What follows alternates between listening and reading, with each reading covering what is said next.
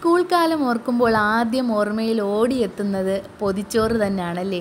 ആ പൊതിച്ചോറ് തുറക്കുമ്പോഴുള്ള മണവും ആ രുചിയും ഒന്നും ഇപ്പോഴത്തെ ലഞ്ച് ബോക്സിനൊന്നും കിട്ടില്ല. അങ്ങനെ നമുക്ക് തുടങ്ങിയാലോ പൊതിച്ചോറ് തയ്യാറാക്കുന്നത്? പ്രത്യേകിച്ച് ഒരുപാട് വിഭവങ്ങളൊന്നുമില്ല, എന്നാലും ഉള്ളത് കൊണ്ട് നമുക്ക് തുടങ്ങാം. ആദ്യം ഉരുളക്കിഴങ്ങ് മെഴുക്ക് പുരട്ടിയാണ് ഞാൻ തയ്യാറാക്കുന്നത്. ഞാൻ ചട്ടിയിലാണ് വെക്കുന്നത്. ചട്ടി അടുപ്പത്ത് വയ്ക്കുക, അതിലേക്ക് എണ്ണ ഒഴിച്ച് കൊടുത്തിട്ടുണ്ട്. എണ്ണ ഒഴിച്ചിട്ട് കുറച്ച് കടുക് പൊട്ടി വരുമ്പോൾ ഒരു സവാളയും 2 വെളുത്തുള്ളിയും 1 പച്ചമുളകും അരിഞ്ഞതും ചേർത്തൊന്ന് വഴറ്റി കൊടുക്കുക. വഴന്ന് വന്നതിന് ശേഷം അതിലേക്ക് 1/4 ടീസ്പൂൺ മഞ്ഞൾപ്പൊടിയും 1 ടീസ്പൂൺ മുളക് പൊടിയും ഇട്ട് കുറച്ച് ഗരം മസാലയും കൂടെ ചേർത്തൊന്ന് വഴറ്റി കൊടുക്കുന്നുണ്ട്. പൊടികളുടെ പച്ചമണം മാറിയതിന് ശേഷം നമ്മളതിലേക്ക് ചേർക്കുന്നത് ഉരുളക്കിഴങ്ങാണ്. ഉരുളക്കിഴങ്ങ് ഞാൻ കുഞ്ഞായിട്ട് അരിഞ്ഞു വെച്ചിട്ടുണ്ട്. ഞാൻ 2 എണ്ണമാണ് എടുത്തിട്ടുള്ളത്. അതും ചേർത്ത് നല്ലതുപോലെ വഴറ്റി കൊടുക്കുക. എന്നിട്ട് ആവശ്യത്തിന് ഉപ്പും ചേർത്ത് കൊടുത്ത് ഒന്ന് വഴറ്റിയതിന് ശേഷം ഒരു 5-10 മിനിറ്റ് ഒന്ന് അടച്ചു വെക്കാം. അതിൻ്റെ വെള്ളം വീണ് തന്നെ, അടപ്പിൻ്റെ വെള്ളം വീണ് തന്നെ അത് ആവിയിൽ നിന്നൊന്ന് വെന്ത് വന്നോളും. അതിലേക്ക് ലാസ്റ്റ് കുറച്ച് കറിവേപ്പിലയും കൂടി ഇട്ട് കൊടുക്കുക. അപ്പോഴേക്കും നമ്മളെ മെഴുക്ക് പുരട്ടി റെഡി ആയിട്ടുണ്ട്. ബീട്രൂട്ട് തോരന് വേണ്ടിയിട്ട് ഞാൻ 2 ബീട്രൂട്ട് എടുത്തിട്ടുണ്ട്, 1 സവാളയും പിന്നെ 1 പച്ചമുളകും എടുത്തിട്ടുണ്ട്. ഞാൻ ചോപ്പറിലിട്ടൊന്ന് ചോപ്പ് ചെയ്ത് മാറ്റി വെച്ചിട്ടുണ്ട്. ഇനി നമുക്ക് തോരനാക്കാം. അതിന് വേണ്ടിയിട്ട് ഞാനൊരു ചീനച്ചട്ടി അടുപ്പിച്ചു, എണ്ണ ഒഴിച്ചു കൊടുത്തു, പിന്നീട് കടുക് പൊട്ടിച്ചു. കടുക് പൊട്ടി വരുമ്പോഴേക്കും 2 വറ്റൽമുളകും കറിവേപ്പിലയും ഇട്ട് കൊടുക്കുക. എന്നിട്ട് നമ്മൾ ചോപ്പ് ചെയ്ത് വെച്ചിരിക്കുന്ന ബീട്രൂട്ട് ഇട്ട് കൊടുക്കുക. ഇട്ട് കൊടുത്തതിന് ശേഷം ആവശ്യത്തിന് ഉപ്പും ചേർത്ത് കൊടുത്ത് ഒന്ന് ഇളക്കി കൊടുക്കുക. ബീട്രൂട്ടിനും ഒരുപാട് വേവിൻ്റെ ആവശ്യമില്ല. ഇതും അടച്ച് കുറച്ച് നേരം ഒരു 5-10 മിനിറ്റ് അടച്ച് വെക്കുമ്പോഴേക്കും അത് റെഡിയായി വരും. അങ്ങനെ ഞാൻ അടച്ച് വെച്ചിട്ടുണ്ട്. അടച്ച് വെച്ചതിന് ശേഷം ഞാനിതിലേക്ക് തേങ്ങ ചിരകിയതാണ് ചേർത്ത് കൊടുക്കുന്നത്.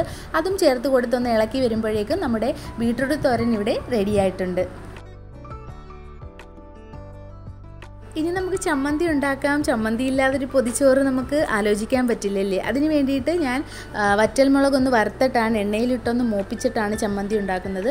എണ്ണയിലിട്ടൊന്ന് 2-3 വറ്റൽമുളക് എടുത്തൊന്ന് മൂപ്പിച്ച് ഞാൻ മാറ്റി വെച്ചിട്ടുണ്ട്.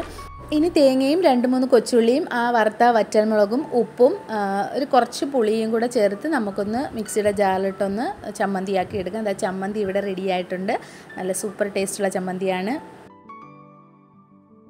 മുട്ട പൊരിക്കാനായിട്ട് 1 മുട്ടയും കുറച്ച് കൊച്ചുള്ളിയും 1 പച്ചമുളകും കുറച്ച് ഉപ്പും കൂടെ ചേർത്ത് ഞാനൊന്ന് മിക്സ് ചെയ്ത് മാറ്റി വെച്ചിട്ടുണ്ട്. ഇനി നമുക്ക് മുട്ട പൊരിച്ചെടുക്കാം. നല്ല ഇരുമ്പിച്ചട്ടിയിൽ കുറച്ച് വെളിച്ചെണ്ണ ഒഴിക്കുക. ഇതാ മുട്ട കലക്കിയത് അതിലേക്ക് ഒഴിച്ചു കൊടുക്കുക. മുട്ട പൊരിച്ചത് എന്താ ഇവിടെ തയ്യാറായിക്കൊണ്ടിരിക്കുകയാണ്. ഇതാ നമ്മുടെ മുട്ട പൊരിച്ചത് റെഡിയായിട്ടുണ്ട്. ഇനി അടുത്ത കലാപരിപാടി മീൻ പൊരിക്കലാണ്. പീരമീനാണ് കിട്ടിയത്. അങ്ങനെ അത് മസാലയൊക്കെ ചേർത്ത് മാറ്റി വെച്ചിട്ടുണ്ടായിരുന്നു. ഇനി നമുക്ക് ചട്ടി അടുപ്പത്ത് വയ്ക്കാം. എന്നിട്ട് കുറച്ച് വെളിച്ചെണ്ണയൊക്കെ ഒഴിച്ചതിന് ശേഷം നമുക്ക് ഓരോ മീനിൻ്റെ ഓരോ കഷ്ണങ്ങളും അതിൽ പറക്കി ഇട്ട് കൊടുക്കുക. ഇട്ട് കൊടുത്തിട്ട് കുറച്ച് കറിവേപ്പില അതിൻ്റെ മുകളിലായിട്ട് ഇട്ട് കൊടുക്കുക. കറിവേപ്പില ഇടുമ്പോഴേക്കും ആ മീനിൻ്റെ ഒരു മണമൊക്കെ, നല്ല കറിവേപ്പിലയുടെ മണമൊക്കെ വരും. അങ്ങനെ ഇതാ ഒരു സൈഡൊക്കെ തിരിച്ചിട്ട് കൊടുത്ത് ഒരു സൈഡ് വെന്തിട്ടുണ്ട്. അപ്പോൾ നമ്മുടെ മീൻ പൊരിച്ചത് റെഡി ആയിട്ടുണ്ട്. അടുത്തതായിട്ട് നമുക്ക് വാഴയില വാട്ടിയിട്ട് നമുക്ക് ഈ ഐറ്റംസൊക്കെ അതിൽ വെച്ച് കൊടുക്കണ്ട. അങ്ങനെ വാഴയിലയൊക്കെ വാട്ടി വെച്ചിട്ടുണ്ട്. ആദ്യം ഒരു ന്യൂസ് പേപ്പർ ഇട്ടു, അതിൻ്റെ മുകളിലായിട്ട് നമ്മൾ വാഴയില ഇട്ട് കൊടുത്തിട്ടുണ്ട്. ഇനി നമുക്ക് ചോറ്, ആവശ്യത്തിനുള്ള ചോറ് അതിലേക്ക് ഇട്ട് കൊടുക്കാം. ബീട്രൂട്ട് തോരനാണ് ആദ്യം വെച്ച് കൊടുത്തത്. ബീട്രൂട്ട് തോരനും വെച്ച് കൊടുത്തിട്ട് രണ്ടാമത് വെക്കുന്നത് ഉരുളക്കിഴങ്ങ് മെഴുക്ക് പുരട്ടിയാണ്. നല്ല എണ്ണയൊക്കെ തെളിഞ്ഞ നല്ല മൊരിഞ്ഞ ഉരുളക്കിഴങ്ങ് മെഴുക്ക് പുരട്ടിയും പിന്നെ മുട്ട പൊരിച്ചതും പിന്നെ നമ്മുടെ അടിപൊളി തേങ്ങാ ചമ്മന്തി. നല്ല ടേസ്റ്റാണ്. തേങ്ങാ ചമ്മന്തിയും ഉരുട്ടി എടുത്ത് വെച്ചിട്ടുണ്ട്. പിന്നെ മീൻ പൊരിച്ചതും പിന്നെ കുറച്ച് സൈഡിലായിട്ട് വെച്ച് കൊടുക്കുന്നത് നെല്ലിക്ക അച്ചാറുമാണ്. അങ്ങനെ ഇതെല്ലാം വെച്ചു സെറ്റായിട്ടുണ്ട്. ഇത് കാണുമ്പോഴേ കൊതി വരുന്നുണ്ടല്ലേ. ഇങ്ങനെ പഴയ സ്കൂൾ കാലത്തിലേക്ക് പോയ ആ ഓർമ്മയിലാണ് ഇന്ന് ആ പൊതിച്ചോറ് ഞാനിന്ന് തയ്യാറാക്കിയത്. എന്താ പൊതിച്ചോറൊക്കെ നമ്മൾ വാഴയിലയിൽ പൊതിഞ്ഞ് വെക്കുകയാണ്. ഇത് കുറച്ച് നേരം ഇരുന്ന് സെറ്റാവണം. എങ്കിലേ അതിൻ്റെ ടേസ്റ്റൊക്കെ നമുക്ക് അറിയാൻ പറ്റും, ആ തുറക്കുമ്പോഴുള്ള മണവും ഒക്കെ.